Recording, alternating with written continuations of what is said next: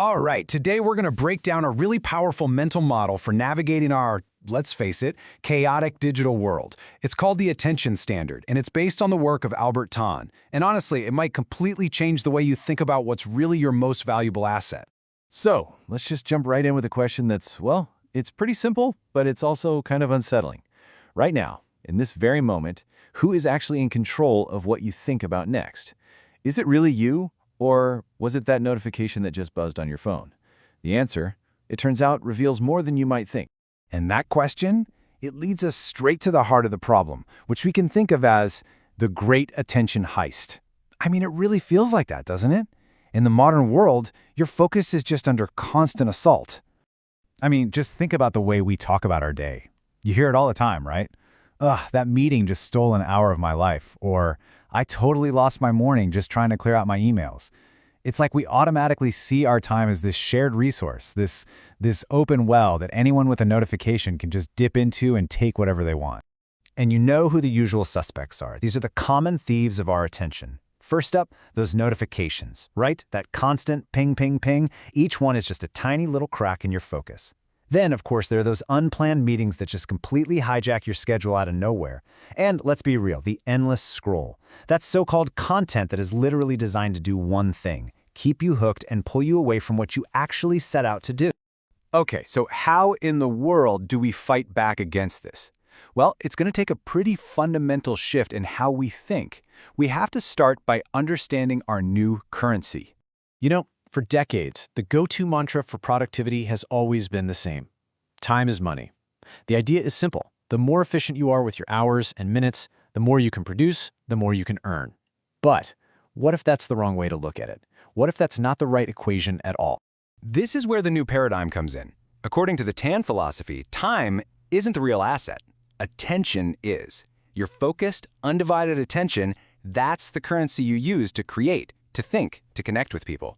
And if you look at it that way, most of us are completely bankrupt. Our attention accounts are just drained by 1,000 tiny withdrawals every single day. Okay, so if attention is the real currency, what does it mean to be rich? What does it mean to be truly wealthy? Well, that leads us to this ideal state, achieving what's called a sovereign mind. This is the absolute core principle right here. True wealth has nothing to do with your bank account or the stuff you own. No, it's about having sovereignty, total command and control over your attention. It's the power to choose, on purpose, where you invest your focus, and for exactly how long. Let me put this another way, maybe a little more bluntly.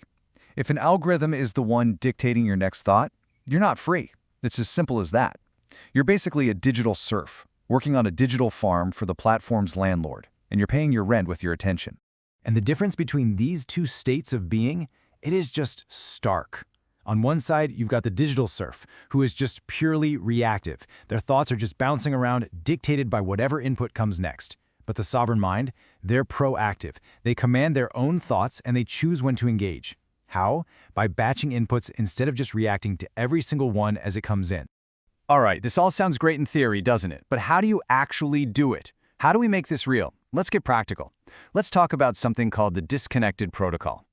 Okay, here are 3 really clear, actionable steps you can take. First step, batch, don't check. Seriously, stop checking your email every 5 minutes. Instead, set specific times, maybe twice a day, to process all your inputs at once. Number 2, reject theft. This one's a huge mental reframe. That little red bubble on your app, that's not a helpful reminder. It is an attempted robbery of your focus. See it for what it is. And finally, number 3, measure depth.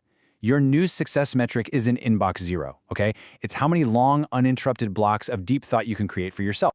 When you start doing this, it's about so much more than just being more productive. It actually changes your identity. It changes how you see yourself, and it changes how other people see you. It's really about being protected, not just being busy. And like I said, this goes way deeper than some simple time management hack. This is a fundamental shift in your identity. It really changes the story you tell yourself and the story you tell everyone else about what your priorities are and how available you are.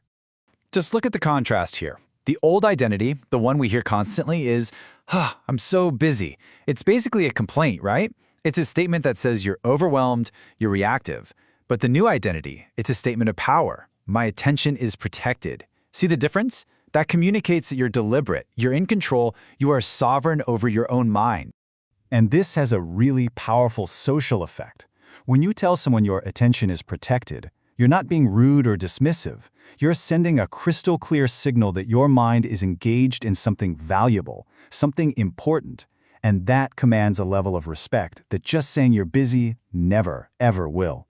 So, as we wrap this all up, I want to leave you with one final thought to really chew on.